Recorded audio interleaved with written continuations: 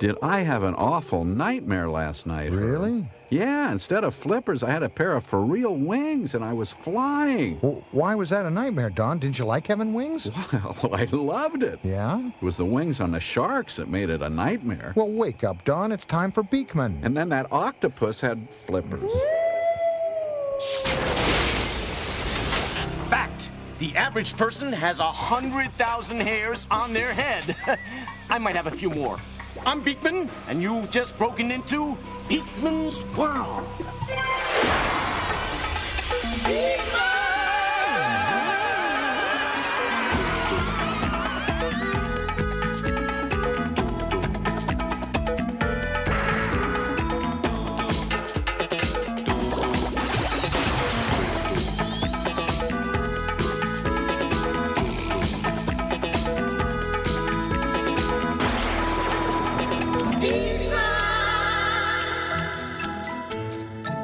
Well, I hear she's dating Kyle Jarvis. No. Yes? Where you go, Lester? Oh, boy, you know, there's nothing like a whisker cut to make a rat feel like $1,000,000. Okay, team, ready to kick some gluteus maximus? Scientifically speaking, of course. Alrighty. I've got a question here sent in on a tape Really? from Yolanda Salas of Waco, Texas. Oh, and by the way, we love all those letters and tapes you're sending us. Dear Beakman, how does my portable cassette player work? And by the way, I think Lester's real cute. A young lady of exquisite taste. And questionable eyesight. So, how does a cassette player work? You know what would explain it? What? Good, old-fashioned, big, expensive prop. Here we are inside a portable cassette player. Okay, it's a couple of spools of paper, but it should give you the general idea. This is the supply spool. It holds the tape that's going to be played or recorded on. Now, real cassette tape is made of a plastic ribbon that's got little magnetic particles stuck on one side. Now, here's how sound gets recorded. Meet Mr. Recording Head. Hey, likewise, I'm sure. Thank you. Like all recording heads, he's just a special magnet. A real recording head is a kind of magnet that makes special patterns on the magnetic tape. Mr. Recording Head here is going to use these little magnets to write notes on The magnetic tape. the sound we record will go into this microphone, where it'll be changed into electrical signals. The electrical signals will travel along this wire to the recording head himself, where they'll be changed into magnetism that will magnetically write the music on the tape. We're ready to record. Here to help us is the guitar-playing superstar of Runs and Hoses, Axel Grease. Wait, set up the mic, please. Oi, Beakman, you promised me there'd be only red jelly beans in my dressing room, and I found 2 yellow ones. Oi! He's ready. Ready to get the tape moving? I can't believe it's him! It's really him! Axel Grease. Yeah, it's really him. Okay, we're gonna record in 5 seconds. 4, 3, 2, record!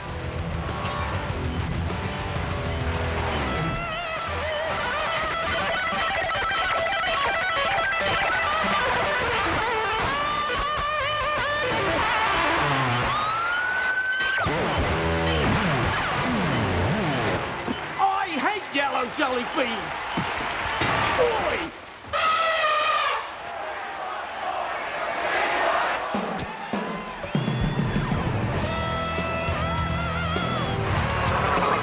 Boy, he really makes that guitar talk. Anyway, the recording head put the music on the tape. A real tape recorder doesn't actually have notes that you can see on the tape, but it puts magnetic patterns there that a tape recorder can read, just like a musician reads notes. Now we're gonna play back what we recorded. First, as you know, we've got to rewind the tape.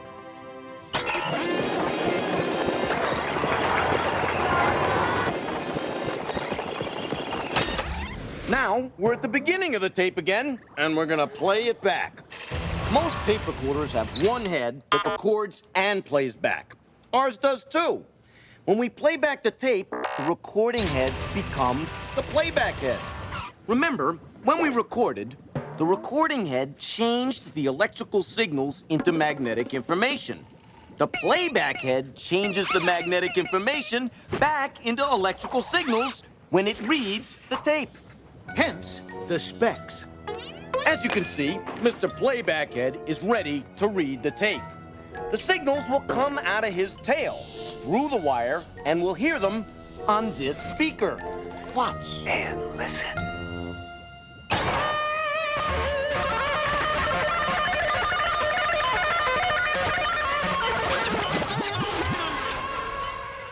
So, Yolanda Salas of Waco, Texas, when your cassette player records, it changes sound into magnetic signals that are stored on special tape. And when it plays back, it changes the magnetic signals on the tape back into sound. Bada bing, bada bang. Boombox. Yeah. Coming up next, Lester tries to stick it to Beakman. So grab a pencil, put your brain on standby, and we'll see you in a minute. Beakman's World will be right back. And now, back to Beakman's World.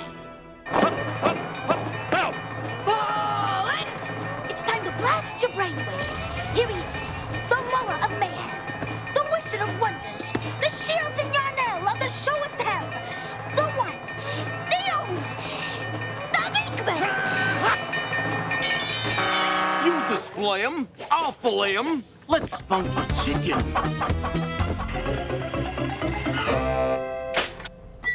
Don't look at me in that tone of voice.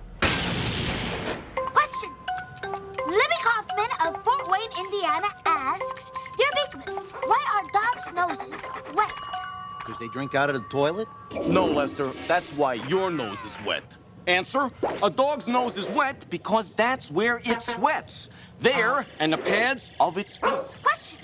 Dear Beakman, when was spaghetti and meatballs brought over from Italy? Answer, it wasn't. The combo of spaghetti and meatballs was invented in Brooklyn, New York. So stick that in your colander and drain it. Question. Do you really hear the ocean when you hold a seashell to your ear? Lots of things we take as common knowledge are just not true. They're myths. Silly myths. Mythbusters! Mythbusters! The sound you hear inside a seashell isn't the ocean's roar. It's the sounds around you echoing and bouncing around inside the shell. Question. Dear Beakman, what's the laziest animal on Earth? Answer, the laziest animal on Earth is the tropical American sloth. It hangs from tree branches for weeks and months, hardly moving at all. My record on a tree branch is only 3 days. Question. Dear Beakman, does anybody really chew their toenails? Answer, scientists estimate that up to 15% of all people chew their toenails in private. Beakman, are you in there? What gets me is the 85% of the people who chew them in public. Ew. Question. Dear Beakman, how many... Wait a minute. Hey, kids, what time is it? Howdy doody time? No, it's time for the Beakman Challenge. Okay, for this challenge, we will need a chainsaw, a bowling ball, a Macintosh apple, a picture of Raymond Burr in short pants sitting on wrought iron furniture. Hold it, Beak. How come you always get to do all the fun stuff around here, huh? I mean, did it ever occur to you that I might have a challenge to foist upon an unsuspecting public? Lester, way to get involved. I pass the challenge torch on to you. Thank you. The Lester Challenge! Observe. Now, I have arranged 16 of these little sticks here. into 5 squares thusly. Here is my challenge. Can you make these 5 squares into 4 squares by moving only 2 of the sticks? Easy. Bada bing, bada bang. No, no fair, no fair. You cannot take any away. You gotta use all 16 sticks. I was afraid of that. Let me see. What I should do is move this one over here. No, that won't work, because then that'll leave. Yeah, this one moves to the... It's a good puzzle, Lester. How do you do it? You're stumped, aren't you? You're stumped, Beakman. He's stumped. You can't figure it out. It's not that I can't figure it out. I could, but it would probably take me a while, and I got a lot of things to do here today. Oh, why don't you just admit it? You are baffled, beaten out by a guy in a rat suit. A failure. Yes, yes, yes, yes.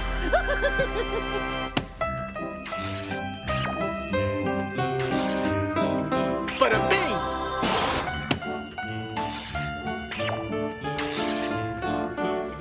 Bada bang. You know, you gotta get up pretty early in the morning to put one over on the Beakman.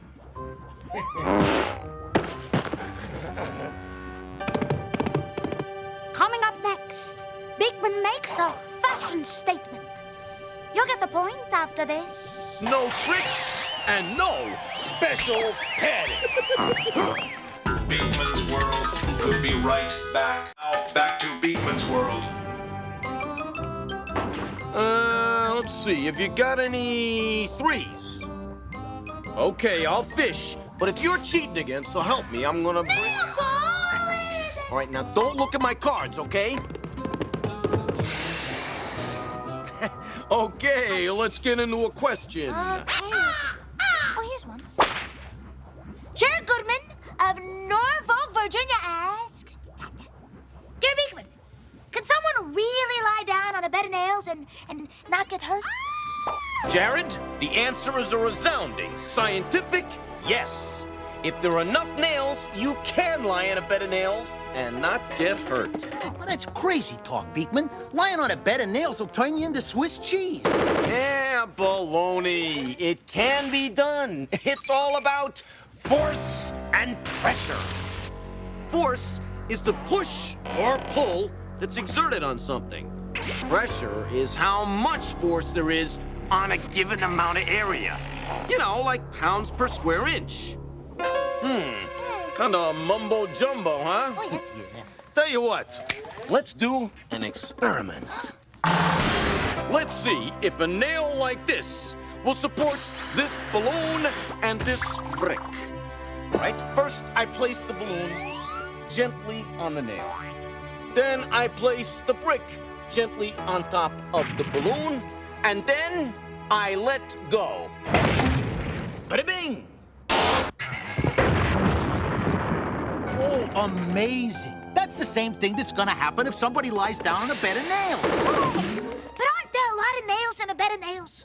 Hey, let's not get ahead of ourselves, you incredibly bright individual. Let's try the same thing with more nails. Right? Notice more nails. Now, I insert the balloon very gently. I take the brick, place it on top of the balloon, and release. Bada bing! It's gonna pop any second. Don't count on it. So, Josie, what happened? Well, let's see.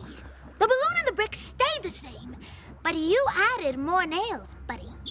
So it must be the extra nails. Very sharp. We gotta get this kid on Jeopardy. The reason the first balloon broke is the force of the weight of the balloon and a brick was all applied at one point, the nail point. There was so much pressure, the nail went right through the balloon. When we added more nails, the total force of the weight didn't change. But it was spread over more nails, so the pressure was less. Because each nail was only supporting a small part of the total weight, the balloon wasn't pushing hard enough on any single nail to get popped. Well, that was a great explanation, Beakman. but I think someone might need another example. Well, I just so happen to have one up my sleeve. Down here, Beak.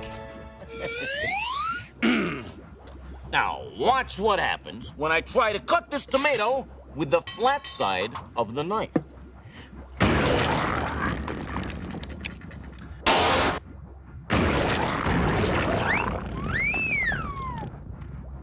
When I pushed the knife down on the tomato, the force I used was spread over too big an area. There wasn't enough pressure on any one spot to cut the tomato. But of course, when I do it this way, all my force is concentrated on a much smaller area, and the tomato just can't stand the pressure. Much like Napoleon at Waterloo. Huh? Where'd that come from? Well, it sounds like we've come up with a simple rule. Distributing force over a greater area reduces the pressure on each small part of that area. Huh? Where did that come from? I guess I'm rubbing off on you two, huh? Get a load of the neat way they use this simple rule of force and pressure to protect nature. The humongous wheels on these trucks spread the force of their weight over a big area, so the pressure's not so great on the stuff they run over. Not only does it save plants and animals, but check this out. This 20-ton truck could roll over a man without even hurting him. Are we done yet? These trucks are called rollagons. They were used to build the Alaska pipeline. Alaska. It's always Alaska. They get everything. I've had it up to my colorful beak with Alaska. Me too. Herb, why is it that the snow is always wider on the other side of the tundra? I don't know, Alaska. Lester, given all you've seen, and I hope learned, what do you think would happen if I were to lie down on a bed of nails? Well, you look like one of my socks. Full of holes. Wrong again. And I'll prove it. Caution. All our experiments should be performed only with adult supervision, with all safety precautions being taken. Thank you. I'm dressed this way today, so you can see there's no tricks and no special padding. Josie, the special demo bed, if you please. Okay. No, not the bed of lettuce. Let's try it again. Oh, sorry. Behold, the bed of nails. Prepare to be thrilled. Ow! Wow! These nails are sharp. Are you sure you know what you're doing, kid? Don't worry, Josie. I practice safe science. Just because you see me doing something this stupid doesn't mean you should try it. We have safety experts who make all this stuff. So whatever you do, don't try this. And don't play around with nails. You could really hurt yourself. And you know, that would hurt us. Very much. Seriously. All right, now it's time for bed. Beakman, you can still change your mind. No, I've made my bed of nails, and now I have to lie on it. All right, here we go.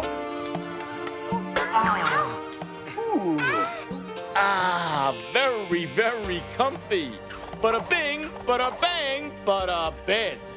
Oh, come off it, Beak. Those nails have got to be vitalizing it, right? No, Lester. The nails aren't hurting me because there are a lot of nails and a lot of me spread over them. Each nail only has to hold up a tiny bit of Beakman. Of course, if I were lying on just one nail, it'd be a different story. We'd be talking Shishka Beakman. Could I have my teddy, please? Oh, sure. Thanks. And could you guys turn out the lights on your way out? Thank you. Think you could squeeze a raw egg in your hand and not break it? We'll show you how after this. Beakman's World will be right back. Back to Beakman's World.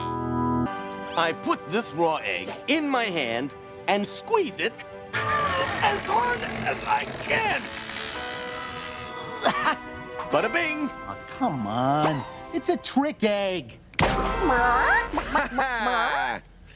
You see, if you lay the egg across your palm... Rats don't lay eggs, unless you consider my last show. By equally distributing the force of your hand around it, there's not enough pressure to break the egg. Otherwise, the yolk's on you. Well, it's time for us to make our exit. See you next time. On Beakman's World. Tell you this, you won't ever see me lying on a bed of nails. Too dangerous. Well, how about a bed of whales? Nah, they'd keep me up all night with their blubbering. Yeah, a bunch of blowhards. Silly songs. Beakman!